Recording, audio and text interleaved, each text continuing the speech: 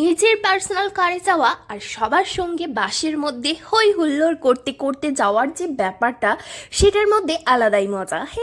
Hello everyone, ভিডিওটা ছিল বোনের রিসেপশনের দিনকে। এক বাস ভর্তি মহিলা, সঙ্গে আমার ফ্যামিলি আর আমি। ফাইনালি আমরা এসে পৌঁছে গেছি। এবার একটু হাঁটা রাস্তা, তাই হেঁটে হেঁটে যাচ্ছি সবাই। আর আমি যাচ্ছি বোনের শ্বশুর বাড়ি। পরিবারের সবার সঙ্গে বাসে চড়ে কোথায় যাওয়ার ব্যাপারটা আমার বরাবরই ভালো লাগে। না না আমি পাইনি তো, একটু 5 মিনিটের মধ্যে ভালো হচ্ছে না। বড় বড় না না আমি দেখলেই তো আমার চোখটা দিকে যায় না, তো দেখবো কি করে রে? বন্ধ তো পেলি না আমার নাক সরে বন্ধ হচ্ছে। আমার নাকে সব দিয়ে বুঝতে না। এই যে আমরা বিয়ে বাড়ি পৌঁছে গেছি। বাহ, যা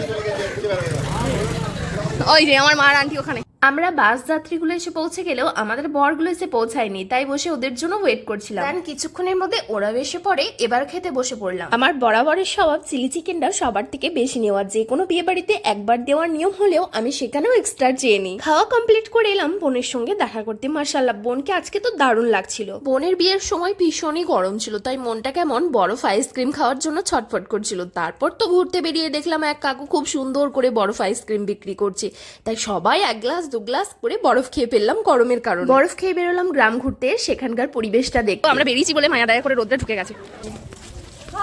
তো গাইস আমরা এখন যাব খেতে। এই যে আমাদের চুন্নি আর মুন্নি, এটা আমাদের চুন্নি আর মুন্নি। এর রাইসা অল কিরকম ভাবে বৃষ্টি হয়ে গেছে দেখো গাইস, আমরা খেতে যেতে পারছি। এই গ্রামে কাদা আর প্রচুর খুব কষ্ট। আর দোলনার পর্দার বন্যার পর্দা হাত তুলেছিলাম, তো বলেছিলাম আমি যাবো না।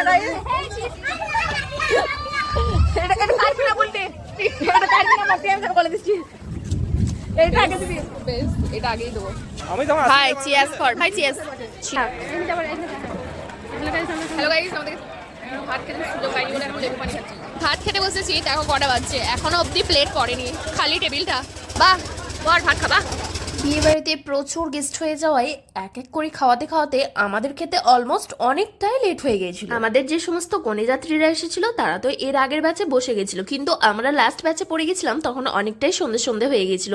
আমাদের সবার খিদেটাই চলে গিয়েছিল। আমি তো আইসক্রিম, কোল্ড ড্রিঙ্কস আর তোমার মিষ্টি এই সব খেয়ে উঠে পড়েছিলাম। খাওয়া কমপ্লিট করে যাবো বাড়ি, তাই বোনকে লাস্ট বারের জন্য এলাম দেখা করতে। গিয়ে দেখছি বোন তো আলাদাই রোল নিয়েছে। আসলে বাইরে হচ্ছে বৃষ্টি, তাই রুমের মধ্যেই বাকি ফটোশুট গুলো কমপ্লিট করছি। বোনের সঙ্গে একটু ভাব ভালোবাসা করে নিলাম। চলো এবার বাড়ি ফিরতে হবে। ভিডিওটা ভালো লাগলে অবশ্যই পেজটাকে ফলো করে দিও, ইউটিউব থেকে দেখে থাকলে চ্যানেলটাকে সাবস্ক্রাইব করে দিও।